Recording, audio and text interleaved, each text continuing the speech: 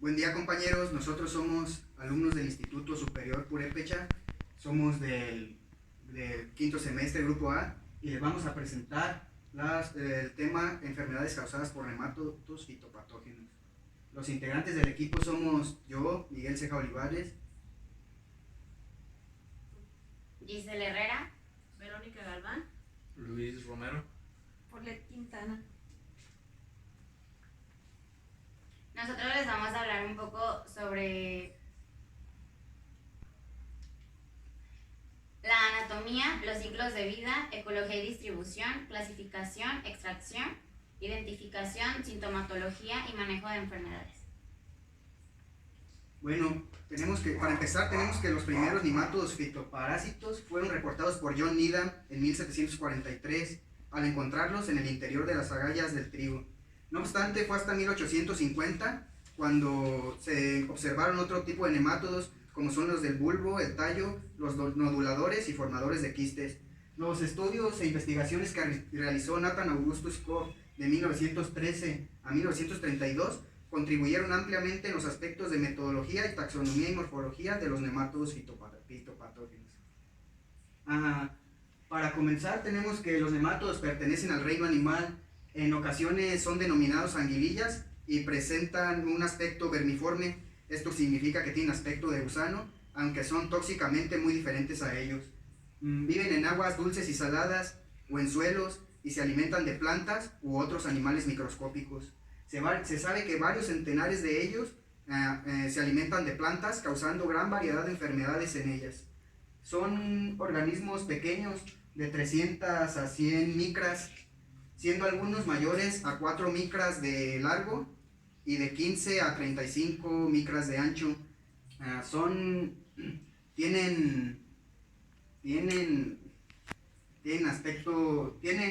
Presentan cuerpos lisos no segmentados y, como ya había dicho antes, tienen forma de anguililla o gusano, aunque las hembras se hinchan en su madurez y adoptan forma de pera o cuerpos esferoides.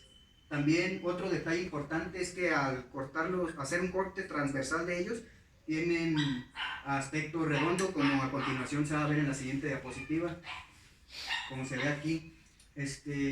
Los nematodos son más o menos transparentes, tienen una cubierta incolora, la cual presenta estrías u otros detalles. Esta cubierta incolora se produce por la hipodermis y consta de células vivas, las cuales se extienden hasta la cavidad del cuerpo en forma de 4 cordones que separan 4 bandas de músculos longitudinales, como aquí se puede ver, y estos músculos longitudinales van a hacer que el nematodo pueda moverse. El sistema digestivo es un tubo hueco, el cual se extiende de la boca, pasando por el esófago y hasta el intestino, el recto y el ano. En la cavidad del cuerpo va a tener un líquido con el cual va a efectuar la circulación y la respiración. Cabe mencionar que los nematodos no tienen ni aparato circulatorio ni aparato respiratorio. Los aparatos reproductores están bien definidos, como vamos a ver en la siguiente diapositiva. En la hembra va a presentar 1 o 2 ovarios seguidos de un ovioducto, un útero y terminando en una vulva. En el macho va a tener un testículo, una vesícula seminal y también va a tener un hueco en el intestino común. También van a presentar un par de espículas copulatorias, con la cual van a realizar la reproducción. La reproducción se puede hacer de forma sexual, asexual o partenogénesis. Con partenogénesis nos referimos a que, por ejemplo, el ovario, la célula reproductora que va a ser el óvulo de la hembra, se va a poder desarrollar sin necesidad de fecundarse. El ciclo de vida para todos los nematodos va a ser más o menos semejante. Los huevecillos se van a incubar en larvas. Las larvas pequeñas van a presentar estructura y aspecto semejante a los nematodos adultos. Va a constar de 4 etapas. En cada etapa, a medida de que pasa cada etapa, las larvas van creciendo y al terminar cada etapa va a terminar con una muda. La primera muda se realizará en el huevecillo y al terminar la última muda, se van a diferenciar los machos de las hembras. y otra vez se repite el ciclo, donde la hembra puede tener huevecillos fértiles de manera sexual, partenogenéticamente o produciendo esperma por sí misma. Se sabe que las primeras dos etapas de los nemátodos no infectan a las plantas y el metabolismo lo realizan a expensas de la energía que se encuentra en el huevecillo. Aún así, ya cuando se encuentran en las etapas infectivas necesitan un hospedante susceptible, ya que si no sufren inanición y mueren. Y con inanición nos referimos a que les falta alimento. Al faltar hospedantes apropiados, la mayoría de los individuos todos los individuos de ciertas especies de nemátodos mueren. Sin embargo, en otras especies, las etapas larvarias pueden desecarse y permanecer en reposo, o bien los huevecillos permanecen en reposo en la tierra durante muchos años.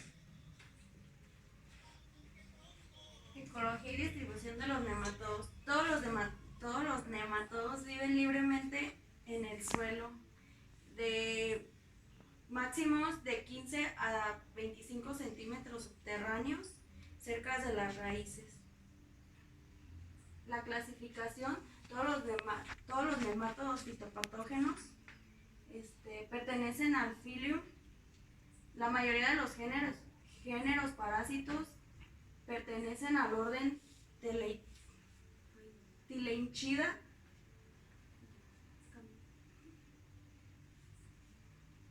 Los más importantes es de la familia Tileichidae, el nemátodo formador de la raya de la semilla del trigo, la familia Heteroderidae, género nematodo formado de quistes de las papas,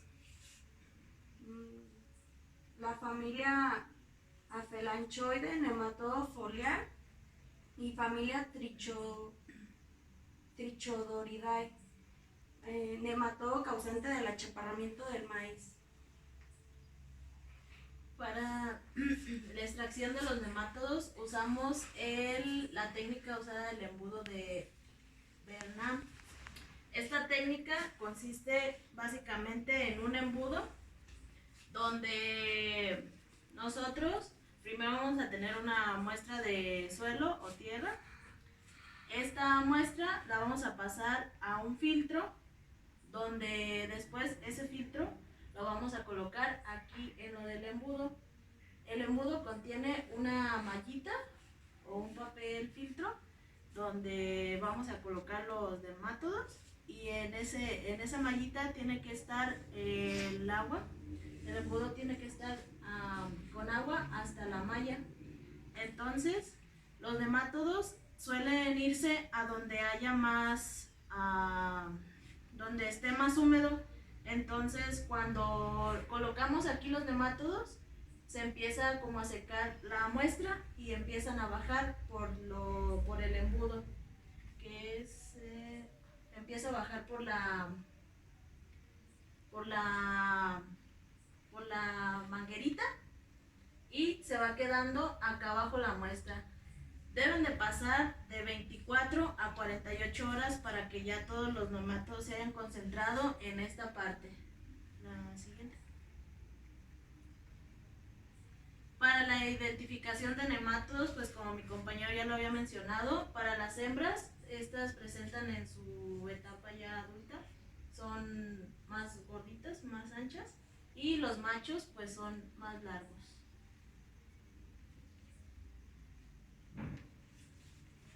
Ahora les vamos a hablar un poco sobre sintomatología. Hay que saber que los nemátodos pueden afectar tanto las raíces como los órganos aéreos de las plantas. En raíces van a presentar nudos, van a presentar agallas, marchitamiento excesivo, ramificación excesiva también de raíces, así como el amarillamiento del follaje. En los órganos aéreos va a presentar agallas, lesiones necróticas, así como retorcimiento de hojas y un mal desarrollo foliar. Estos también van a afectar tanto a granos como gramíneas. Estos, los más comunes, suelen ser trigo, arroz o el maíz. Lo que va a provocar es que va a hacer agallas, va a formar agallas que van a estar, en lugar de llenas de semillas, van a estar llenas de nemátodos. Alto, alto, alto, alto, alto, alto, alto. Va de nuevo. Es que se... ¿Desde yo? No, desde ahí empieza. Pero espérame, yo te digo. ¿De qué manera afectan los nemátodos a las plantas? Vamos a tener primero, el quiste con huevos latentes libres en el suelo. Después de esto va a pasar a estimularse con los exudados mismos del suelo y nos va a invadir las raíces. Aquí es donde se va a desarrollar y después de esto es en donde el macho adulto y la hembra adulta van a penetrar y emerger de la raíz. Aquí ya nos muestra donde está el quiste fertilizado y acá pues al final está donde la hembra llena de huevos forma una cutícula endurecida. Los daños que causa normalmente van a ser mecánicos. Esto es gracias a que durante la alimentación tienen una secreción de saliva del nemátodo. Estos se pueden dividir de gran rapidez o de menor rapidez. Los de gran rapidez van a perforar, van a inyectar y van a succionar una parte del contenido de la célula y al cabo de unos segundos van a estar girando alrededor de la misma. Y los de menor rapidez van a permanecer en el punto de entrada durante unas horas o incluso días y estos van a inyectar de forma intermitente durante la alimentación. Lo que lo causa pueden ser varios factores, entre los más importantes están el metabolismo tóxico y la hipertrofia. En el metabolismo tóxico existe una muerte de células y por lo tanto una desintegración de tejidos. Y en la hipertrofia se va a dar una división celular, lo que nos va a formar agallas y gran cantidad de raíces laterales. Para que una interacción se pueda dar así, tenemos que considerar varios factores importantes, que son la relación de nemátodo-patógeno. Después de esto, los nemátodos van a formar un complejo etiológico, que es lo que les va a permitir desarrollar bien la enfermedad. Va a dar un incremento al potencial patogénico y va a dar como resultado un mayor daño del que daría un nemátodo por sí solo. Los que van a ser de mayor importancia son el lesionador, picador, reniforme y barrenador, ya que son los que causan un mayor daño. Y bueno, el manejo de enfermedades, se conocen 4 métodos más utilizados o más comunes, que el primero son los métodos de cultivo. Hay que saber que tenemos que manejar bien los factores físico-químicos, la densidad de siembra, que son kilogramos por hectárea de semillas, rotación de cultivos y las inundaciones. Tenemos el control biológico, en donde hay que tener una correcta aplicación de bioplaguicidas, así como hormonas y feromonas, y utilizar los insectos que son benéficos para el suelo. Tenemos también los agentes físicos, como son la solarización y las trampas físicas.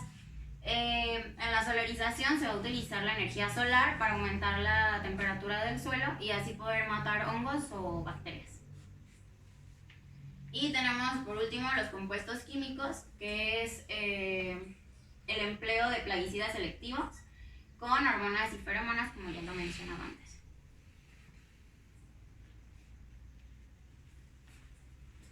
Bueno, dando seguimiento al tema y para finalizar, voy a hablar sobre 3 tipos de nemátodos, de los de mayor importancia en cuanto a daño se refiere.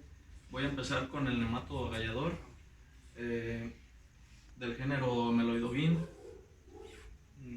Se entiende que esta especie de nemátodo tiene cerca de 2000 o puede que hasta más hospederos. Entonces, si nos ponemos a pensar, la extensión de daño que puede llegar a tener este nemátodo pues es grande. Dentro de estos cultivos se pueden encontrar lo que son hortalizas, frutales, ornamentales y cereales, y entre muchos otros. Los síntomas que puede presentar bueno, antes de eso, en la raíz lo que vamos a encontrar son estos, en el ejemplo que tengo aquí de una raíz de jitomate, se van a presentar estas agallas en forma individual o en conjunto.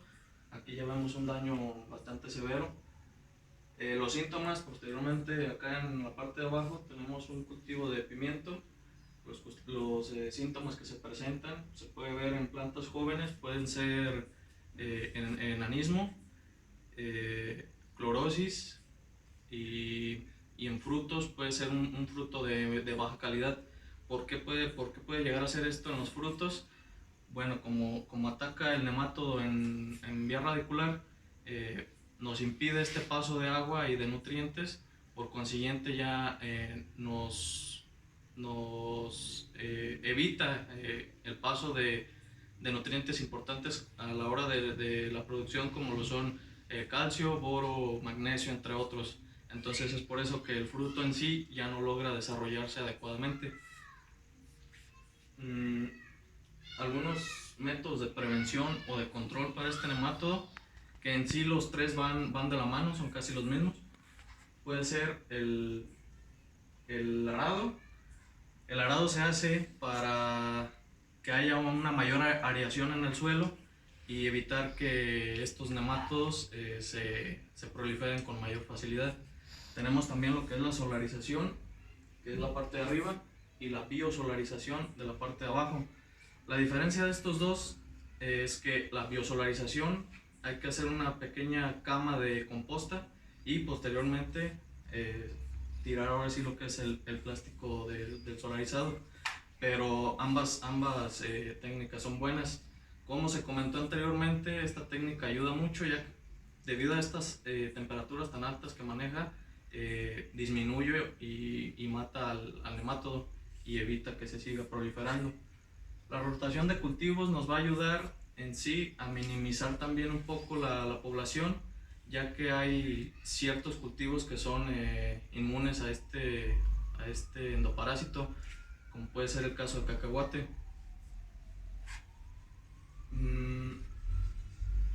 El siguiente nemátodo es el generador de quistes, conocido como Globodera rostrichensis. Es uno de los nemátodos o de la especie más importante en cuanto a daño en el cultivo de papa. También está el género de Globodera pálida, pero a diferencia del otro, pues es más letal el rostrichensis. Existen otras especies que pueden atacar tanto al jitomate o a la berenjena. Pasando pues a lo que les decía, el síntoma. Los síntomas cambian un poquito a diferencia del anterior, solamente porque este nemátodo se puede encontrar en el suelo durante muchísimo tiempo sin ser detectado. Pero una vez que ataca a nuestro cultivo, lo que va a presentar pues es esta clorosis, o ya en un estado de mayor severidad va a presentar marchitamiento. La prevención viene siendo también casi lo mismo. Hablamos de rotación de cultivo, hablamos de bio o de solarización, y aquí podemos agregar también lo que es el uso de micorrizas. El uso de micorrizas lo podemos usar para generar este mayor número de sistema radical y así no dejar a la planta un tanto frágil ante este nemátodo. Y por último tenemos el nemátodo lesionador. Este es un endoparásito migratorio que mide aproximadamente 0.5 milímetros, con un estilete muy bien desarrollado, que es con el que nos va a hacer daño a nuestro sistema radical. Pasando a lo que es síntomas. Este nemátodo lo que va a hacer es que debido a este daño que nos va a generar en la raíz, esas pequeñas heridas que va a generar en las paredes de la misma, va a evitar, al igual que los otros casos, va a evitar este paso de vital líquido y de nutrientes.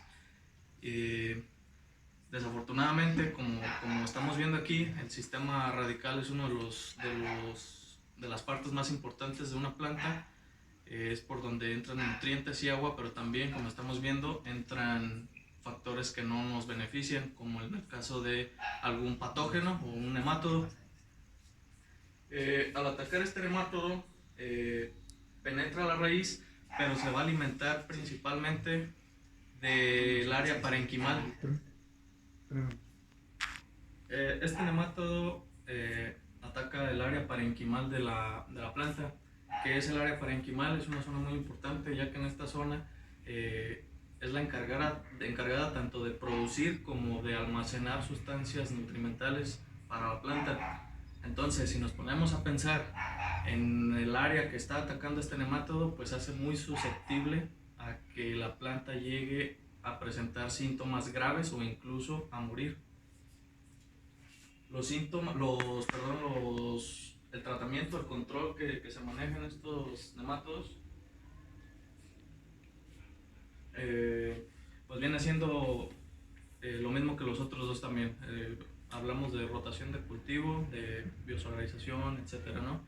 Pero una parte importante aquí, que es como método de control, dejando a un lado también lo que ya mencioné, es una certificación, llámese plántula o raíz, de lo que se pretende plantar, ¿no? Y sobre todo también un análisis de suelo para que nos indique pues que nuestro predio está libre de cierto patógeno, incluyendo nemátodos.